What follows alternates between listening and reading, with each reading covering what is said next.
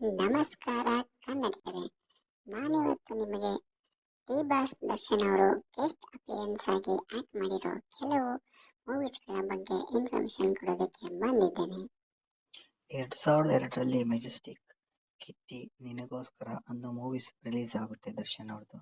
ಅದೇ ಟೈಮಲ್ಲಿ ದಿಲ್ ಅನ್ನೋ ಮೂವಿಯಲ್ಲಿ ದರ್ಶನ್ ಅವರು ಗೆಸ್ಟ್ ಅಪಿಯರೆನ್ಸ್ ಆಗಿ ಆಕ್ಟ್ ಮಾಡಿರ್ತಾರೆ.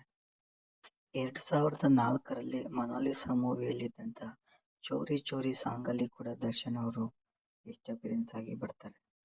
ದಿನಕರ್ ತೂಗುದೀಪ್ ಡೈರೆಕ್ಟ್ ಮಾಡಿದ ಜೊತೆ ಜೊತೆಯಲ್ಲಿ ಮೂವಿಯಲ್ಲಿ ಕೂಡ ಗೆಸ್ಟ್ ಅಪಿಯರೆನ್ಸ್ ಆಗಿ ಬರ್ತಾರೆ.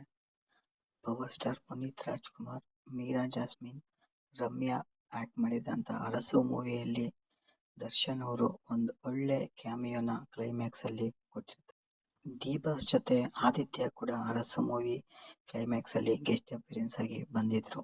ಅದೇ ತರ ಸ್ನೇಹಿತರು ಮೂವಿ ಜಗ್ಗೇಶ್ ಹೀರೋ ಆಗಿದ್ದಂತಹ ಅಗ್ರಜ, ಧರ್ಮ ಕೀರ್ತಿರಾಜ್ ಇದ್ದಂತಹ ಮಮತಾಜ್ ಮತ್ತೆ ರಮ್ಯಾ ಆಕ್ಟ್ ಮಾಡಿದಂತಹ ನಾಗರಾವು ಸಿನಿಮಾಗಳಲ್ಲಿ ಕೂಡ ದರ್ಶನ್ ಅವರು ಗೆಸ್ಟ್ ಅಪಿಯರೆನ್ಸ್ ಆಗಿ ಬಂದಿದ್ರು.